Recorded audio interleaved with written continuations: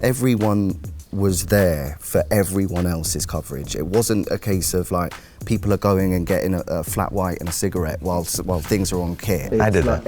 You did a bit, yeah, you did a bit. We are all coming back. 1 minute out! We have enemy on our building and all surrounding buildings. Hey, I'm Alex from IMDb, here with the cast of Warfare. Since this film is so much about the soldiers and their real experiences, I'd like to start with all of you introducing yourselves and who you play. Charles, I know you're keen on starting, so let's start with you, Charles. I'm Charles Melton, and I play Jake, officer in charge for OP2 and OP3. I'm DeFero Woon-A-Tai, I play Ray Mendoza. I'm Joe Quinn, I play Sam. Kit Connor, I play Tommy. And I'm Poulter, and I play Captain Eric. Okay, so DeFero, gonna start with you, since you portray Ray Mendoza, one of the real seals in the film, but also your co-writer and co-director. What was it about Ray's story that hooked you in from the start? The script was something I never read before. I mean, I never actually read a war film prior, but the script was something I'd never seen before in a war movie. I love the idea of, in the lines, this idea of brotherhood. I got a chance to meet with Alex right after reading the script. Ray was there, didn't expect him to be there. I had a good few-hour lunch with them, got to discuss, and we less spoke about the script and more about just our upbringing. You know, Ray Mendoza was born and raised in East LA. You know, I was born in Toronto, and they are separate, different places, but we had a very similar upbringing as people of color, really. And that was really it, because I didn't have to audition. I didn't audition. I just had that meeting with them. He just got my vibe, and I landed the role. And that's a big part that what Ray says is that he just wanted somebody that had a similar upbringing to him. I showed up to the meeting 30 minutes early, and I know that took into account. Did it cross your mind that you'd be playing the guy who's literally on the other side of the camera telling you if you're doing a good job playing him? Well, you think about that, right? Until you're actually there, right? Until it's just a whole different experience. You know, it's gonna be fine. You know, I mean, I'll make him happy every single second. Nah. You know, he's a hard guy to make happy. You know, I mean, I had a different experience from these guys, right? I mean, everybody played a true-to-life person, and then some of them did come on set, but my guy was right behind the camera, right, and wrote this, and this is probably one of the most traumatic experiences of his life, right? He watched his best friend he thought was dead for a good portion of that experience, and so yeah, there was a lot of pressure, just besides having him behind the camera, knowing how important this story is, not just for Ray, but also for multiple veterans who, you know, need an outlet to, you know, show their family how they may have felt or, you know, what they may have went through. Now, this project, I'm not a veteran, but this project may hopefully do that for a lot of them. There was a lot of pressure which he handled brilliantly. Yeah, absolutely. But you all were met with a lot of challenges to go through this, to get into, you know, physical training and everything. Was that enticing, the challenge of it, the pressure of it, or was there something else that ultimately pulled you in?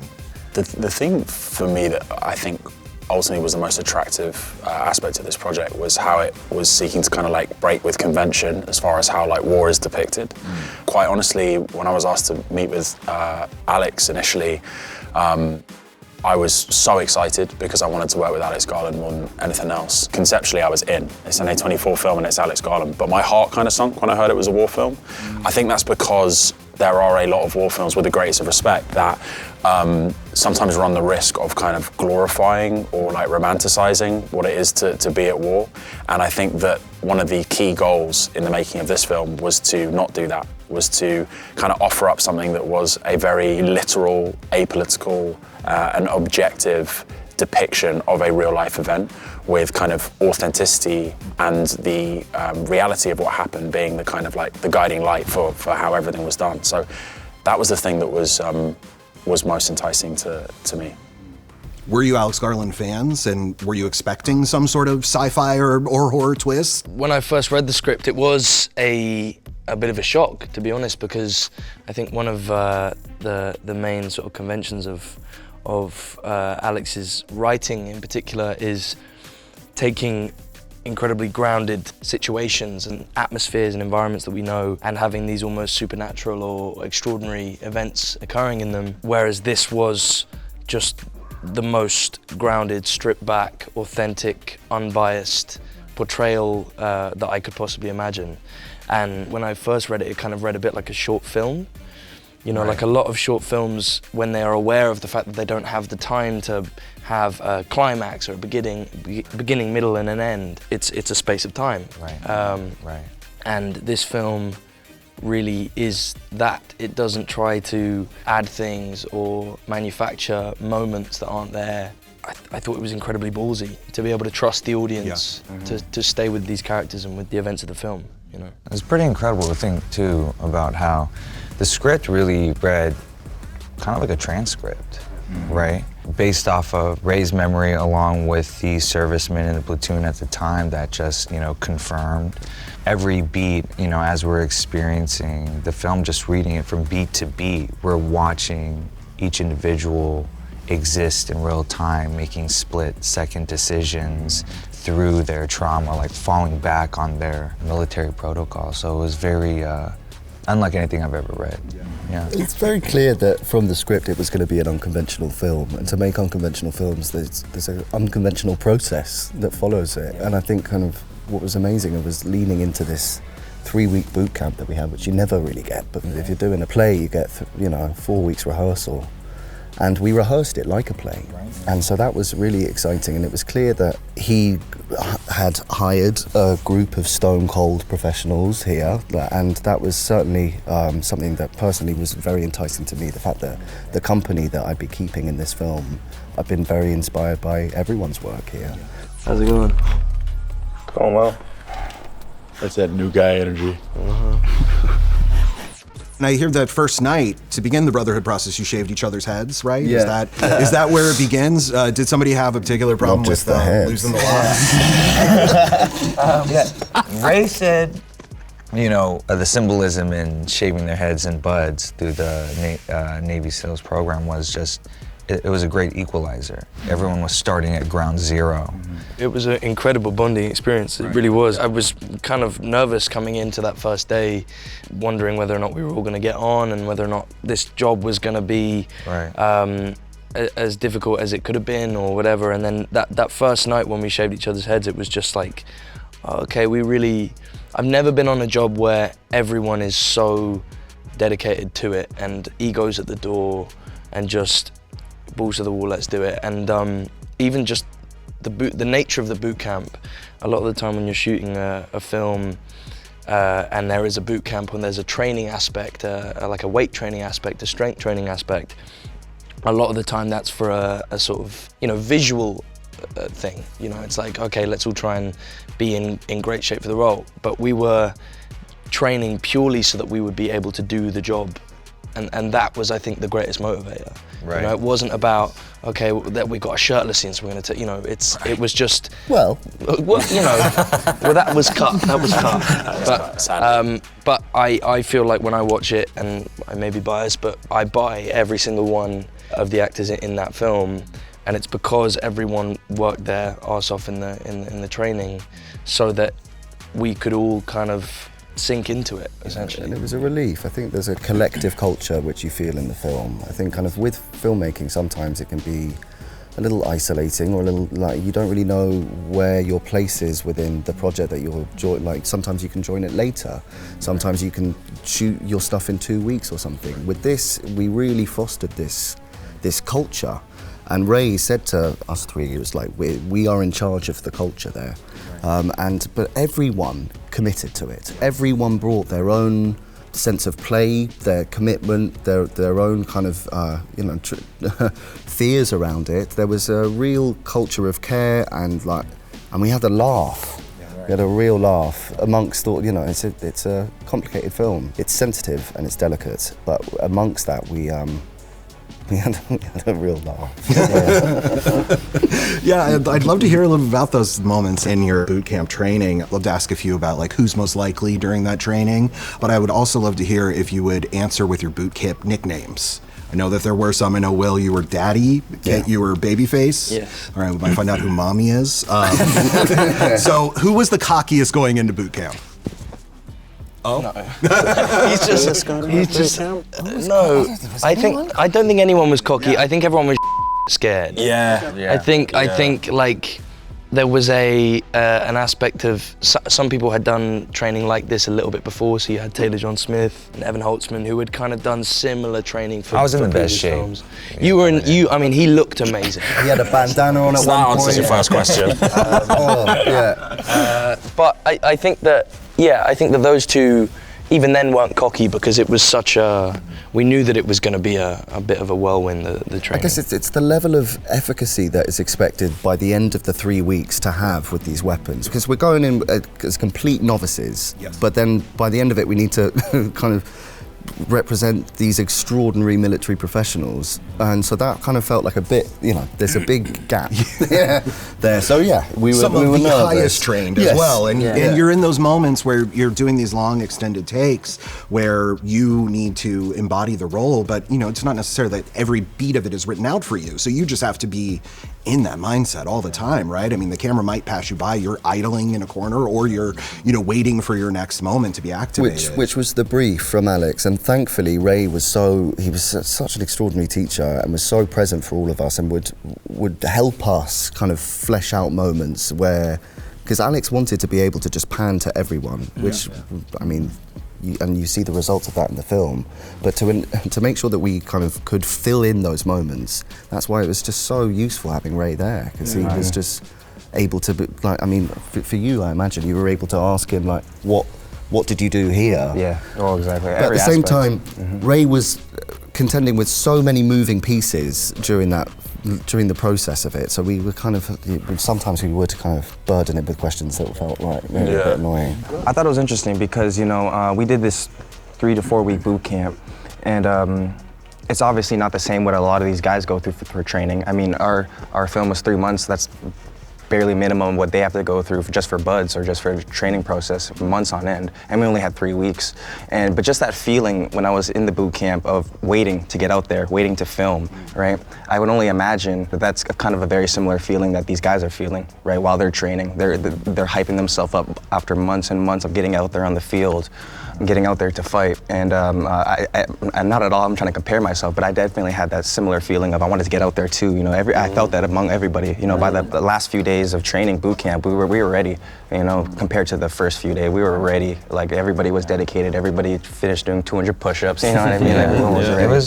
There was a methodology with what Ray and Alex were doing with this whole boot camp, that not only were we learning about military tactics and how to move and how to communicate with brevity, but we were also rehearsing. There was an outline with tape in this hangar where we would put up blue dividers to create the set and rehearse it like a play, and it, you know, which kind of informed what we would do on set when it was like these 12-minute, 15-minute, 20-minute long takes where people aren't just waiting for the camera to hit them and then they're acting for 30 seconds or you're doing insert shots. Everyone's finding work in the space, which is very human, and just, you know, as you see from the film, just navigating the normalcy, the humanity in what these guys do. Also that idea of sort of maneuvering in a space and practicing, you know, your movement through a space as a team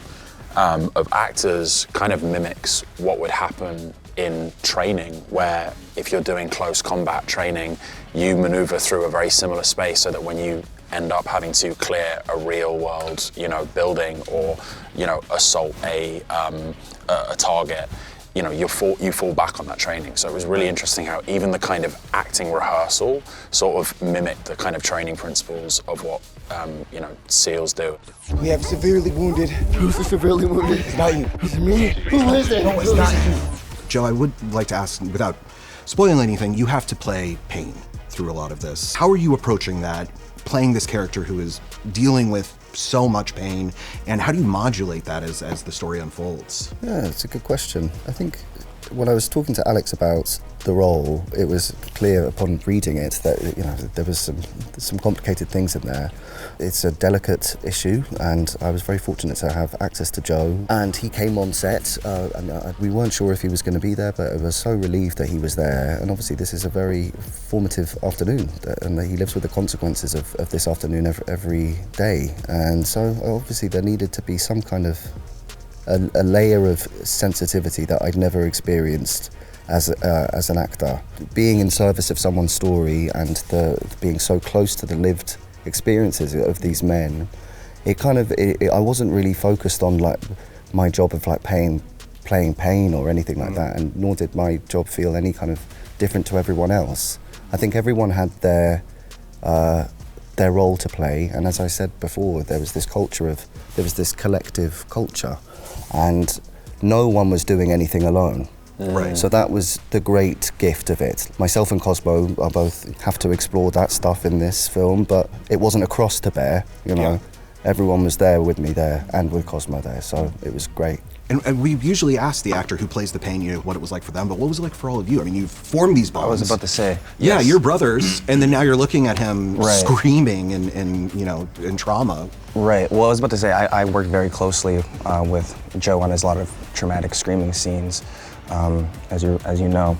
It was a lot. I mean, as an actor, he did an amazing job. I mean, to be able to scream for days on end, for hours at a time, and to redo that, the exact same tone, the exact same pitch, the exact same pain in his eyes, it's incredible. It's an understatement to make, really, you know? I also found it incredibly, you know, I'm not trying to toot your horn too much here, but I think that I found it was an incredible feat to be able to do that. And also I think watching you adjust and work out how you were going to get this job done in a way.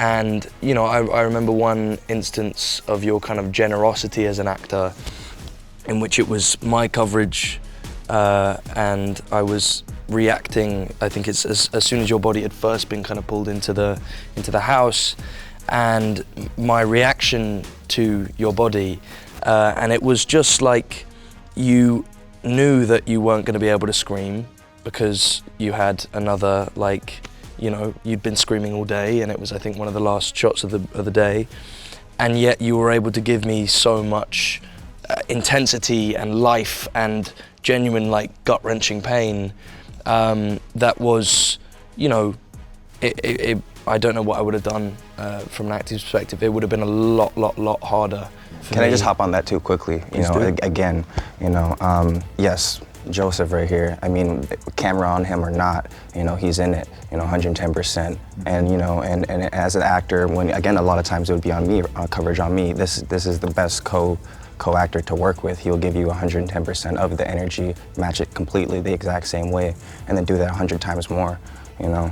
I just wanted to add on that again, because this guy really did it, man. I mean, I guess everybody had, you know, had exhausting days, you know, but him and Cosmo specifically had to go through it, in my opinion, the worst, you know. It was, you know, in long days, long takes, all 13 guys to cover, you know, and imagine running like 2 or 3 takes for 15 minutes, and the camera's like on you, and we don't see Joe or Cosmo, and again, piggybacking off of everyone, like the generosity that everyone gave, but you know, I remember looking at Joe and Cosmo's eyes. When the camera's on you, they're looking right at you. They're giving you everything. Yeah. And sometimes we would do these goldfish takes where it feels kind of silly, but we were just so in the pocket, locked in, where people are miming their words while the camera's floating. I'm like, he's giving everything. Cosmo's giving everything. So it just is just the generosity and the selflessness, I think, in Joe and Cosmo were going through that for like 2 or 3 weeks, every take.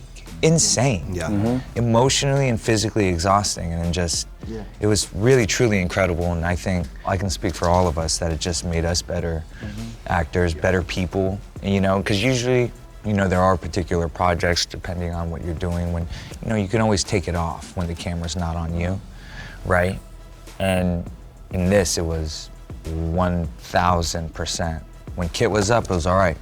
Kit's up, let's go. Got amped up, all right, it's Will, let's go.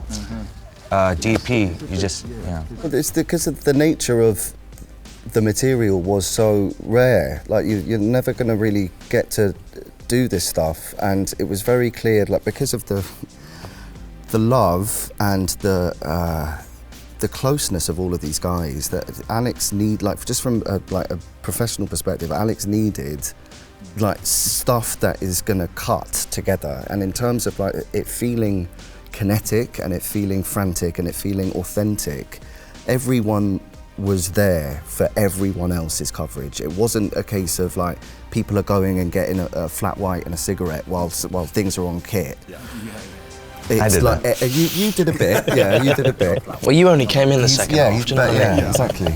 But I think it was that which is a very rare thing on a film set. And the best thing about making films is being a part of something, is feeling useful. And I think that we all felt that, and were able to feel it for something other than like getting a good coverage for our take. Yeah. It was being as present, like your take's done, great. Your work's not done for the day, and that was a beautiful kind of filmmaking experience amongst a really barbaric one, context even.